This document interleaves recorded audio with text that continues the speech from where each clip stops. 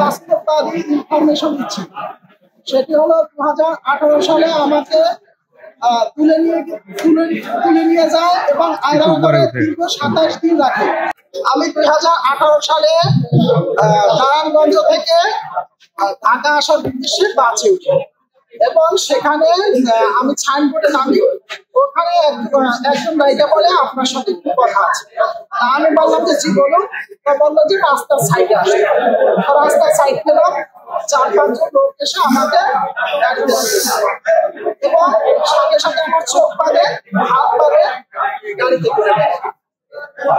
সেখান থেকে আমাকে কোথায় নিয়ে যায় আমি জানি না। যাওয়ার পরে যেখানে রাখলো সেখানে 3 রাত 27 দিনে আমি দেখি। 27 দিনে আমি মাত্র 4 দিন গোসল করার সুযোগ পেয়েছি। চোখ বাঁধা ছিল এবং আমাকে এভাবে 24 ঘন্টা হাতে বেরি করায়া দেয়ালের সাথে এভাবে দাঁড় করা পায়ে উপরে 15 থেকে 20টা ইট দিত দিয়ে তারপরে মোটা পায়ে দিয়ে বাড়ি দিত। 8 থেকে 10 দিন খাবার চাইলে নষ্ট খাবার দিনে একবার খাবার বেশি পানি চাইলে আয়সা শরীরে প্রসাব করে এইভাবে করতে করতে যখন শেষ দিন আমাকে মারে, আমাকে ইট দিয়ে ডান পাটাকে এভাবে ভেঙে ফেলে, তখন আমার হুঁশ ছিল এবং বাম পাটা যখন ভাঙে তখন আমার হুঁশ ছিল। আমি মারা গেছি এটা ভেবে আমাকে ডাস্টবিনে ফেলে যায়। সেটা হলো আপনার ঢাকা সিটি কর্পোরেশনের ময়লা যেখানে ফেলা হয় ড্যামরা রোডে ওয়াসার ওই পাশে, খালের এই পাশে, ওইখানে আমাকে ফেলে দেয়। পরে একজন ভ্যান চালক এবং তার ওয়াইফ ভ্যান দিয়ে যাচ্ছিল, ওনাদের বিনয়ের সাথে বলার পরে আমাকে ঢাকা মেডিকেল কলেজ নিয়ে আসে। এখন আমার শরীরে শুধু একটা গেঞ্জি ছিল আর একটা পায়জামা পরা ছিল। দুটোটা পা ভেঙে দেয়, 2টা পা ভেঙে দিয়েছে। একদম আমি ইতে ছিলাম, 1 মাস ঢাকা মেডিকেলে ছিলাম। মূলত আমাকে জিজ্ঞেস করছে তোমার বাড়ি কোথায়, আমি বলছি ওখানে যা বলতো আমি হ্যাঁ বলতাম। তো আমার সব পরিচয় আমি দিয়ে দিয়েছি। আমার বাড়ি কোথায়, আমার বাড়ি মঠবাড়িয়া পিরোজপুর। কারণ হচ্ছে যে 2013 সালে আমি শাপলা চত্বরে সরাসরি উপস্থিত ছিলাম এবং 18 সালে কোঠা সংস্কার আন্দোলনে আমি নারায়ণগঞ্জের চাষারা ছিলাম এবং এই যে সরকার পতনের যে আন্দোলন, এই আন্দোলনেও আমি সশরীরে ইলেকশন ঠেকানোর জন্য নারায়ণগঞ্জের বন্দর বালিকা উচ্চ বিদ্যালয়, এটা হচ্ছে নবীগঞ্জ, ওইখানে আমি গেছিলাম এবং নারায়ণগঞ্জের 10টা কেন্দ্র আমি পর্যালোচনা করে দিচ্ছি। সেখানে ভিডিও ফুটেজ আমি সংগ্রহ করতে গেছিলাম এবং সেই কারণে ওরা ধরে আমাকে প্রচন্ড মারে। আপনাকে কি বলেছে যে এসব কারণে? এটা এই নির্বাচনে না, আমরা জানতে চাচ্ছি 2018 সালে যখন আপনাকে ধরে, তার আগে আপনি কি করেছিলেন? তার আগে সরকার বিরোধী যতগুলি আন্দোলন হয়েছে সেই আন্দোলনের সাথে আমি ছিলাম, যার কারণে ওরা আমাকে চিনতে যে আমি সরকার বিরোধী। এটি হচ্ছে মূল কারণ। ধরার পরে কি জিজ্ঞাসাবাদ করেছিল? জিজ্ঞাসাবাদ করেছে যে তোরা কেন আন্দোলন করো, জামাত শিবির করো, তারপরে হেফাজত করো, সব জায়গায় তো করে দেখা যায় আন্দোলন আমরা করি, কিন্তু আমাদের আন্দোলন আমরা করি, এটা আমরা করবো, এটা কেন করবো, এই জন্যই হচ্ছে মূল।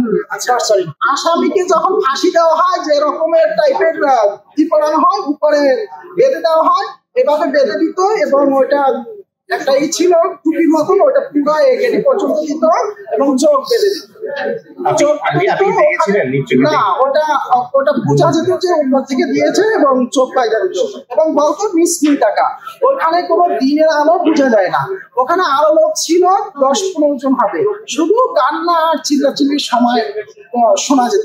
আচ্ছা, 10-15 জন হবে, কিন্তু অনেক দূরে হবে। নামাজ পড়তে পেরেছেন? ওখানে নামাজের কোনো সুযোগ নাই। বাথরুমে যাইতে চাইলে যেতে দিত, প্রসাব করতে যাইতে চাইলে প্রসাব করতে দিত না, শরীরে প্রসাব শুকিয়ে যেত। সেটা কি সাথে নিয়ে যেত ওরা বাথরুমে? হ্যাঁ, ওরা সাথে নিয়ে যেত এবং ওইখানে কেবলমাত্র চোখ নিচে তাকাইতে বলতো, ক্রস মারতো। এটাই ওখানে দেখে আমি 27 দিন ছিলাম। 27 দিনের মানে কি আমার 27 দিনে কি চোখ বন্ধ করা ছিল? না, চোখ বন্ধ করা ছিল না। ওরা যখন আসতো তখনই চোখ বেঁধে দিত এবং নিচে তাকাইতে বলতো। আচ্ছা, আপনি যে রুমে ছিলেন সেই রুমের একটু বর্ণনা দিন। সেই রুমে নিচেও পাকা ছিল, দেয়াল পাকা ছিল, দেয়ালের ভিতরে হুক ছিল এবং সেই হুকে হাত বেঁধে রাখতো এবং কোমরে বেরির ব্যবস্থা ছিল। আমার নাম মাহমুদুল হাসান। আমি পেশাগতভাবে যখন 2018 সালে আমি গ্রেপ্তার হই তখন এরিপস ইন্টারন্যাশনাল স্কুলে আমি চাকরি করতাম। এটা আমার পেশা। আমি কোনো রাজনীতি করেন কি? রাজনীতি বলতে আমি ধর্মীয় রাজনীতিকে পছন্দ করি, এটাই আমার সর্বোচ্চ কথা।